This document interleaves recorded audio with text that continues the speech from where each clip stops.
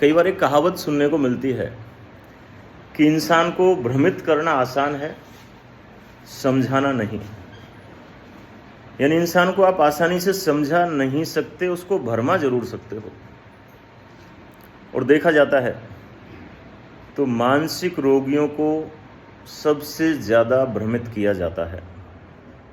हमारे अनुभव हैं, पिछले लगभग 18-20 साल के इतने अनुभव हैं कि मानसिक रोगियों को या मानसिक समस्या से ग्रस्त आदमी को हर कोई भ्रमित करता है, चाहे घर वाले हों, चाहे माँ बाप हों, चाहे शाने भोपे टोना टोटका करने वाले हों, चाहे मंदिरों में बैठे हुए कुछ मैं सभी की नहीं कह रहा, कुछ धर्म के या भगवान के ठेकेदार हों। और तो और आजकल जो बड़ी बड़ी डिग्री वाले डॉक्टर्स भी बैठे हुए हैं, एक्सपर्ट भी बैठे हुए हैं, वो भी भ्रमित ही करते हैं।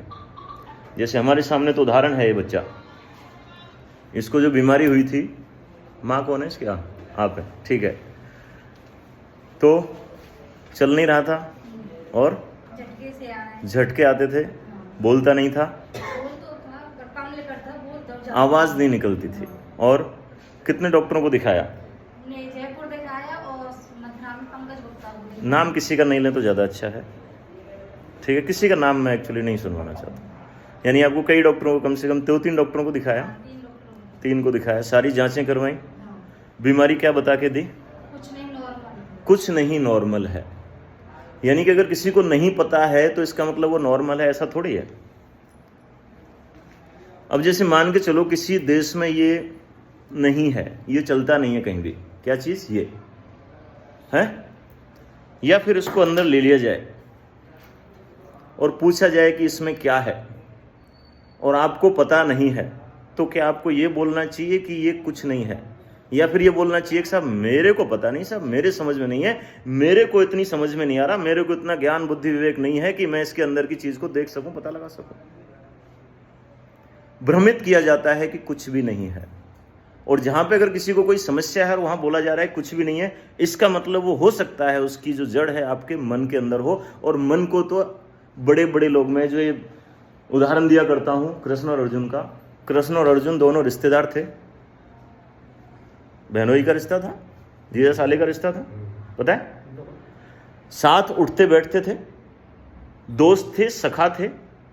अर्जुन के मन में क्या है, जब तक अर्जुन ने अपने मन की बात नहीं बताई, क्या तब तक गीता का ज्ञान हो सकता था? 18 घंटे जो उनका संवाद चला था, अगर अर्जुन कुछ भी नहीं बोलता तो क्या वो चल सकता था? मैं जो काउंसलिंग की जो बात बोलता हूं, काउंसलिंग यही होती है कि आपके मन के अंदर बैठे हुए भ्रमों को, जो भ्रम आपको दुनिया ने, समाज ने, सोसाइटी ने, मीडिया ने, अखबार ने, सोशल मीडिया, आजकल तो सोशल मीडिया और ज़्यादा बड़ा हो गया, आपको जो भ्रमित किया जा रहा है, उस भ्रम को तोड़ना आसान नहीं होता, उस भ्रम को पहचानना भी आसान नहीं होता। खुद भगवान कृष्ण को, भगवान होते हुए भी अर्जुन जो उसके साथ उठता बैठता था, उसके मन के भ्रमों को पहचानने में, उलझनों को सुलझाने में 18 घंटे लगे थे, आपको सबको पता होगा। तो आपके भ्रमों को खत्म करना वास्तव में हमारे लिए आसान नहीं होता, लेकिन अगर आप सपोर्ट करते हैं तो वो ठीक जरूर होता है। जैसे कि आपका ये बच्चा, मैं इसकी फोटो वीडियो नहीं दिखा रहा हूँ, कितना ठीक हो गया है वे, हैं? कितना तो सब चीज बोल भी रहा है, जय श्री राम, जय श्री कृष्ण, ये कुछ भी नहीं बोल रहा था। वैसे ये बच्ची है 8 साल से भ्रम का शिकार है। 8 साल से इसको शायद बीमारी बता के ही नहीं दी होगी जो आपको समझ में आई है। सही है गलत है? क्या बताया अभी तक? कुछ नहीं बताया। डॉक्टर के पास ले जाते हैं, क्या बोले? नॉर्मल है, यानी कुछ नहीं है, फिर भी बेहोश होती है, कमजोरी है, कुछ भी नहीं है। कितने डॉक्टरों को दिखा दिया 8 साल में? 3-4 को। और सियाने वाने को भी दिखाया तो होगा, है? क्या बताया? ये है, वो है, ऊपर का है, नीचे का है, इधर का है, उधर का है? अब आपको कुछ समझ में आई है? बीमारी थोड़ी थोड़ी आने लगी है। मैं आपको जो टाइम देता हूँ उस पीरियड में सब आपको क्लियर हो जाएगा, आपके जितने भी भ्रम है वो खत्म हो जाएंगे, और ये बीमारी जड़ से भी खत्म हो सकती है अगर मैं जो बताता हूँ वैसा ही आप अभ्यास करो, घर पे प्रयास करवाओ तो। बात समझ रहे हो?